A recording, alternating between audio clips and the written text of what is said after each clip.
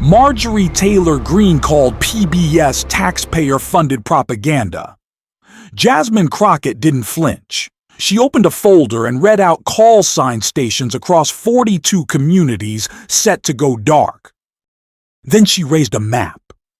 Half the country was covered in red. "This isn't fiscal discipline," she said. "It's a blackout of education, truth, and public voice." What followed left the room frozen. Stay. Watch what happens when Crockett turns a budget hearing into a funeral for the public signal station by station.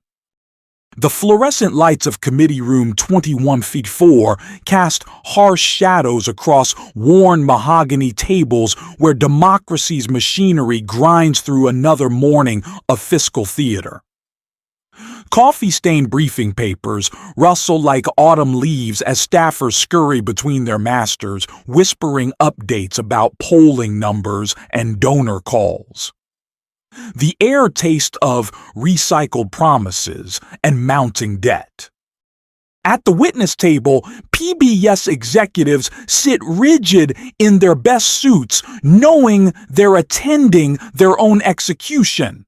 Their prepared statements, carefully crafted paragraphs about educational outreach and community service feel suddenly insignificant against the weight of what's coming. Marjorie Taylor Greene adjusts her microphone with the practiced precision of someone who has turned controversy into currency.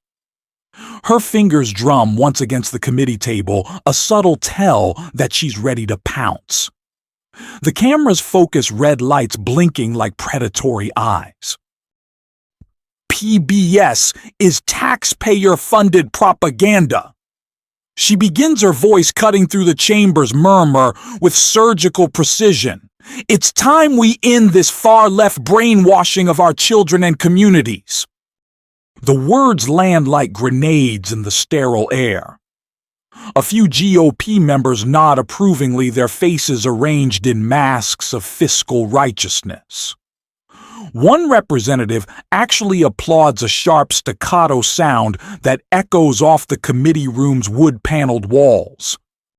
At the far end of the Democratic side, Jasmine Crockett doesn't flinch. Her hands remain steady on a thick manila folder, its contents meticulously organized like ammunition for a war she didn't start but intends to finish. Her dark eyes track Greene's performance with the focus of a prosecutor watching a defendant lie under oath.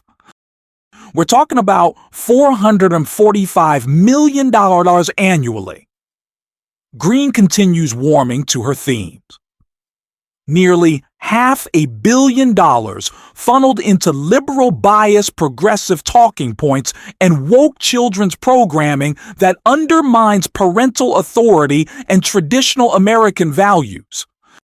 The PBS executives exchange glances, the kind of look shared by passengers on a sinking ship. Their decades of Peabody Awards and Emmy recognition suddenly feel weightless against the political gravity of this moment. Greene's voice rises with practiced indignation. While hard-working American families struggle with inflation, we're subsidizing Elmo's gender studies and Big Bird's climate change activism. This isn't public broadcasting, it's public indoctrination. Scattered laughter ripples through the Republican gallery. Someone actually says, "Amen," loud enough for the microphones to catch. But Crockett's expression hasn't changed. If anything, she looks calmer now, like a chess player who has just spotted her opponent's fatal mistake 3 moves ahead. Her folder opens with the whisper of impending justice. The committee room's atmosphere shifts as Crockett leans into her microphone. The casual confidence of moments before evaporates like steam off morning coffee. "Congresswoman Greene." She begins, her voice carrying the measured authority of someone who has done her homework while others were crafting sound bites. "I appreciate your concern for fiscal responsibility. But before we consign 165 million Americans to informational darkness, perhaps we should examine what we're actually discussing. She lifts a single sheet of paper, pristine white, against the committee table's dark wood. 12 million Americans live in areas with no reliable internet access. Not slow internet. No internet. For these families, PBS isn't liberal propaganda, it's the only classroom their children will ever have. The first crack appears in Green's armor, a barely perceptible tightening around her eyes. But Crockett is just warming up. PBS serves as the primary educational resource for over 2.8 million children in rural America. In counties where the nearest library is 60 miles away and the school district can't afford new textbooks, Sesame Street teaches kids their ABCs. Daniel Tiger's neighborhood helps them understand emotions they don't have words for yet. She produces another document, this one thick with footnotes and citations. NPR provides the only local news coverage for 42 American communities. That's 42 towns where, if we accept your proposal, residents will wake up one morning and discover that their connection to the world beyond their city limits has been severed. A PBS executive at the witness table nods almost imperceptibly. He knows these numbers, they keep him awake at night. Crockett's voice gains momentum like a river approaching rapids. Let me share something with you. Last month I received a letter from Sarah Martinez, a kindergarten teacher in rural Texas. She wrote, "PBS teaches my students how to read. The new budget teaches them how to stay silent. The committee room has gone completely quiet. Even the staffers have stopped their whispering. This isn't about partisan politics." Crockett continues, her eyes moving deliberately across the Republican side of the committee. "This is about whether we believe that a child's zip code should determine their access to learning. Whether we think democracy works better when citizens have more information or less." She pauses, letting the weight of those words settle into the chamber's uncomfortable silence. PBS programming reaches 99% of American households, but more importantly, it reaches the 1% that nobody else bothers with, the forgotten communities where corporate media sees no profit margin, where streaming services don't penetrate, where the free market has voted with its feet and walked away. Green shifts in her chair, clearly preparing to interject, but Crockett isn't finished. "You want to talk about propaganda? Let's talk about what happens when we eliminate the one media source that doesn't answer to advertisers, doesn't chase ratings, doesn't reduce complex issues to viral sound bites designed to trigger emotional responses rather than thoughtful consideration." The PBS executives are no longer looking at their prepared statements. They're watching Crockett like she's performing a miracle. Crockett reaches beneath the committee table and produces something that makes several people in the gallery lean forward, a large poster board covered with what appears to be a map of the United States. But as she unfolds it fully, the terrible precision of what she's prepared becomes clear. The map shows PBS broadcasting coverage across America, but half of it has been overlaid with transparent red sheets, creating zones of ominous shadow. These are the areas that would lose PBS service under the proposed budget cuts. "This, Mom," she says, positioning the map so the cameras can capture its full impact, "is what America looks like after your fiscal responsibility. The red zones spread across the map like a disease, concentrated heavily in rural areas, tribal lands, and economically disadvantaged regions. The visual is devastating. Entire states, partially darkened communities, isolated connections severed. Green leans into her microphone. That's a very dramatic presentation, Congresswoman, but I'm not finished. Crockett interrupts, her voice carrying a new edge that cuts through the chamber like a blade. These aren't just red zones on a map. These are communities. Let me give them names. She produces a list, multiple pages, single space printed in 12-point font. QUED in Salt Lake City, KBYU in Provo, QUER in Cedar City, KCPW in Park City. Her voice takes on the rhythm of a memorial service, each call sign a small death. WFSU in Tallahassee, WUFT in Gainesville, WJCT in Jacksonville. The committee room fills with the sound of democracy being read its own obituary. Kunks in Greeley, Colorado serves 47,000 residents, many of whom are Spanish-speaking immigrants who rely on NPR's bilingual programming for citizenship test preparation.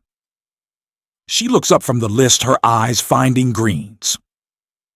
Are we telling new Americans that their pathway to civic participation is too expensive to maintain? The list continues.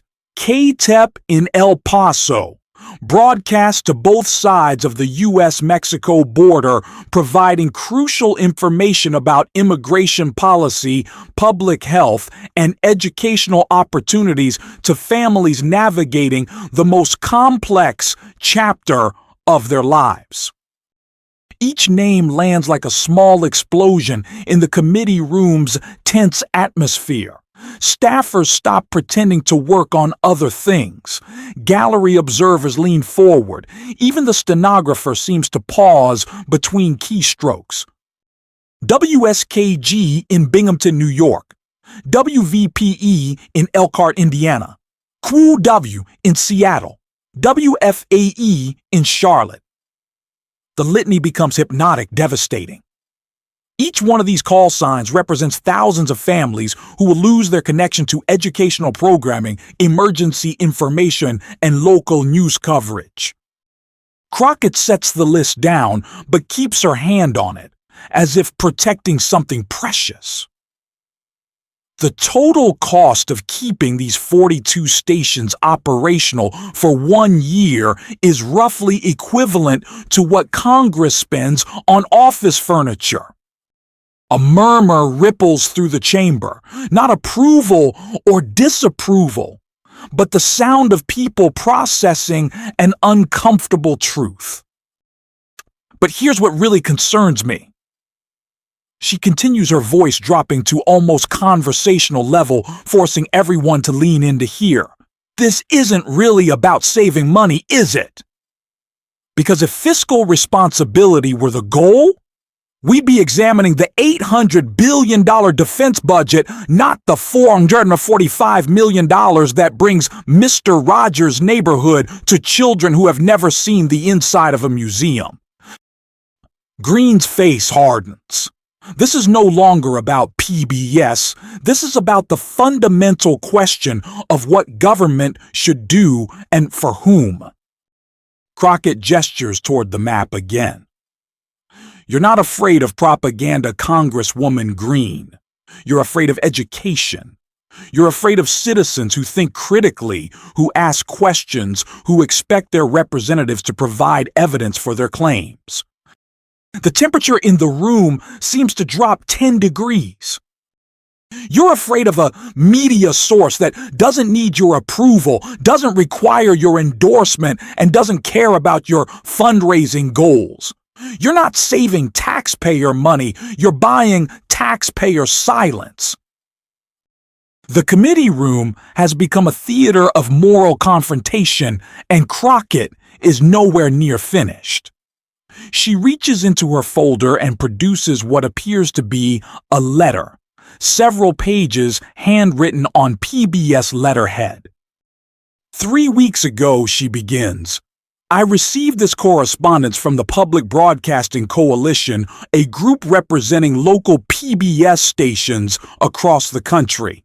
They asked me to share their words with this committee, knowing that today might be their last opportunity to speak before Congress.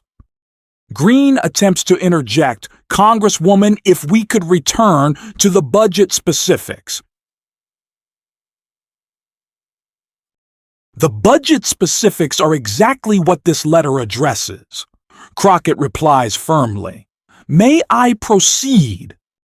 The committee chair nods, perhaps sensing that stopping her now would look like suppression rather than procedural correctness.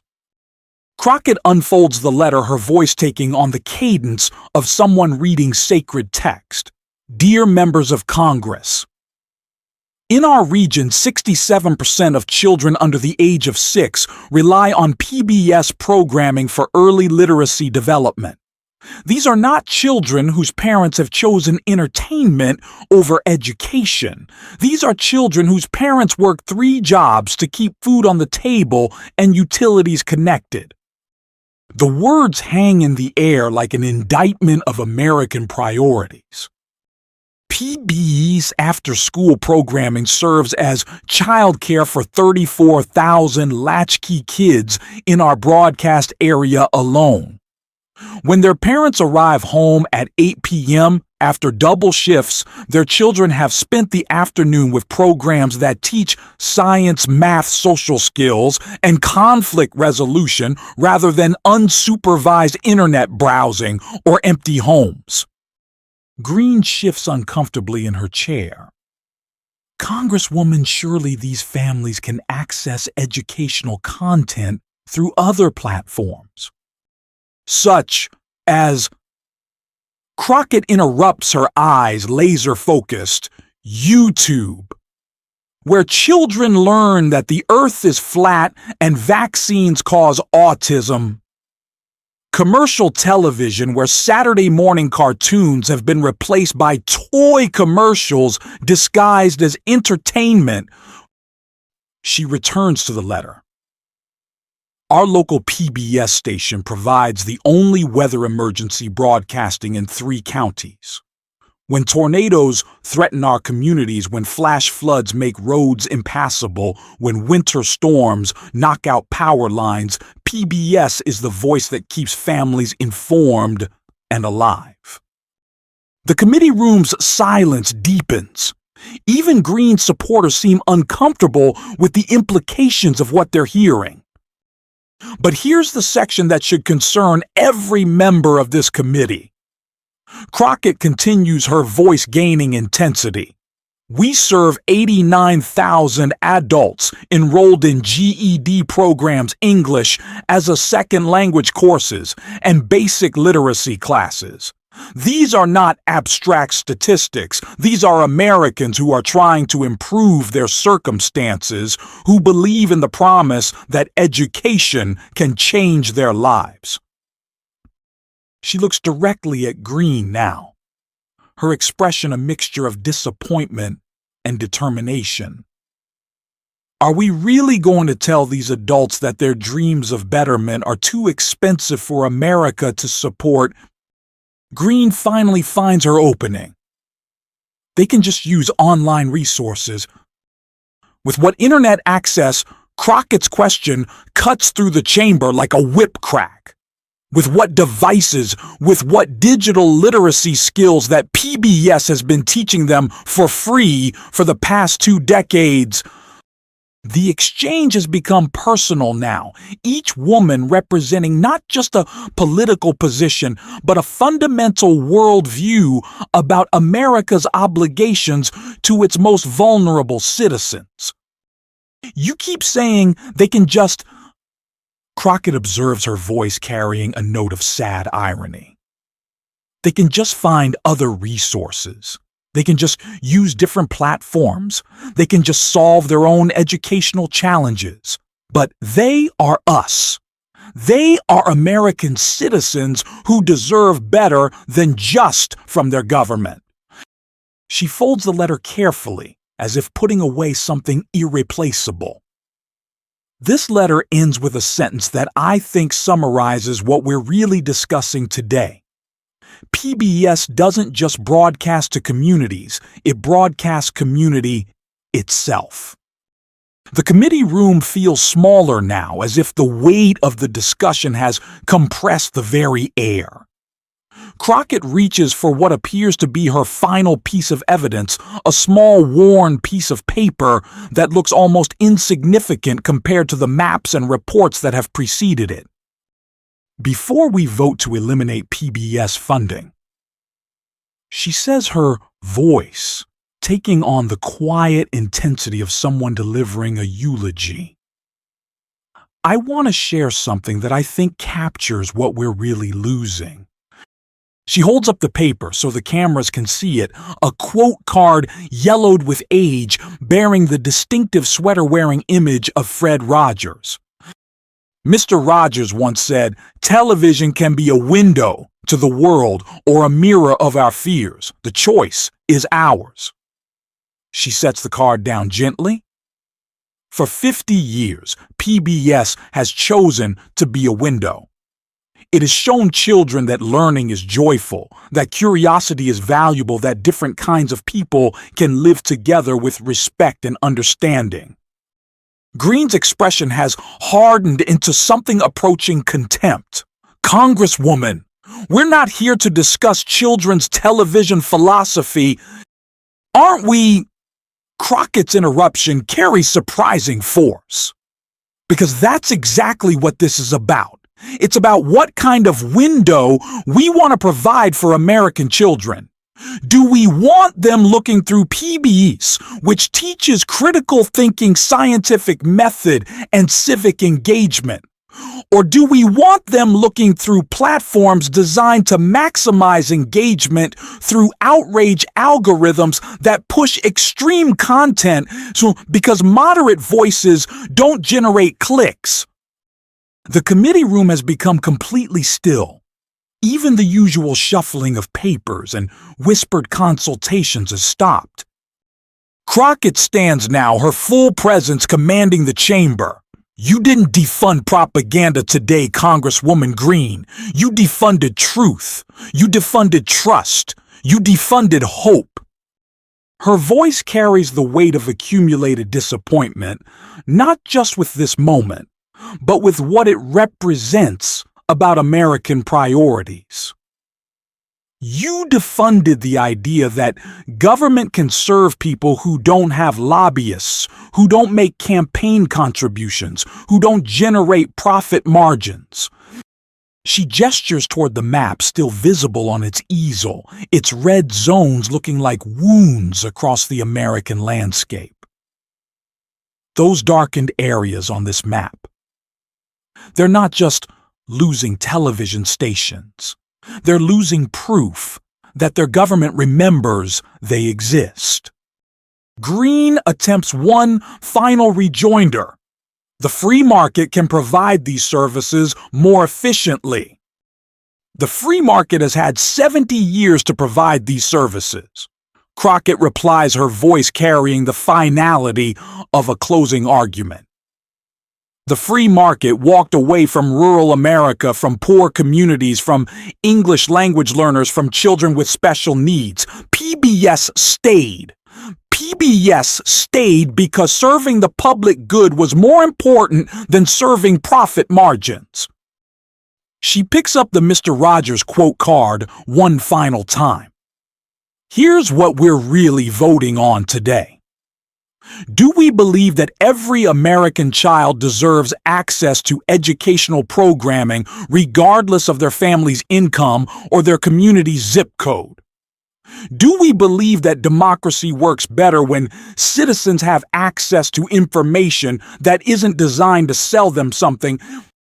The committee room holds its collective breath.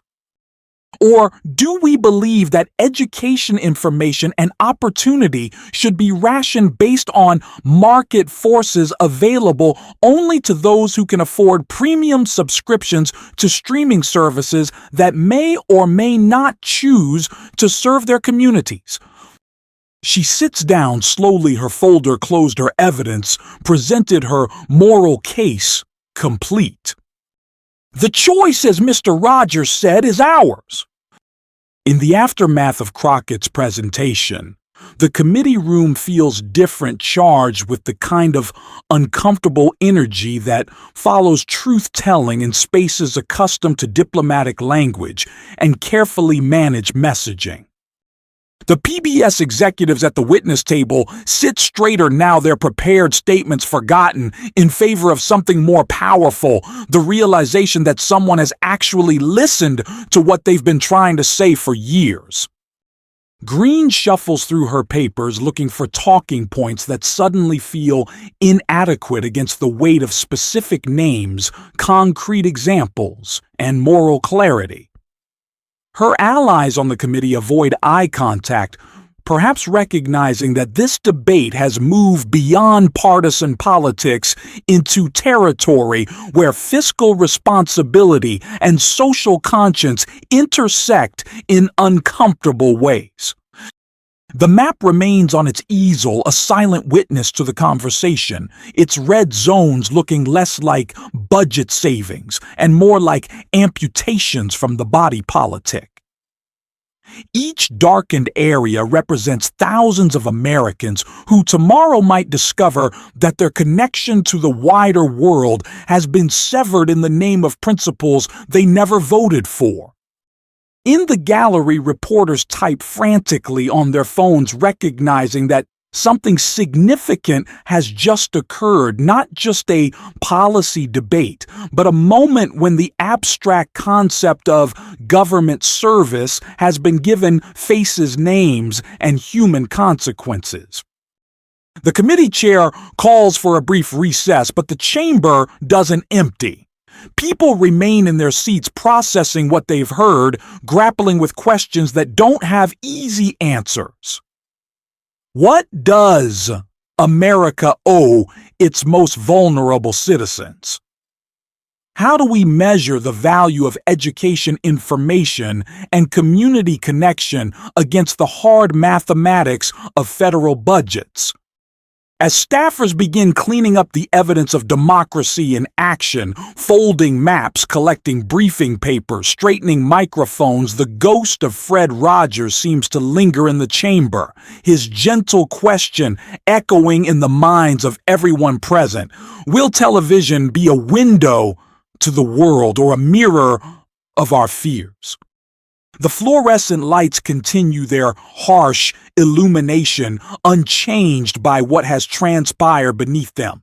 But something in the committee room has shifted, a recognition that behind every line item in the federal budget lies a human story. A community need a choice about what kind of country America chooses to be.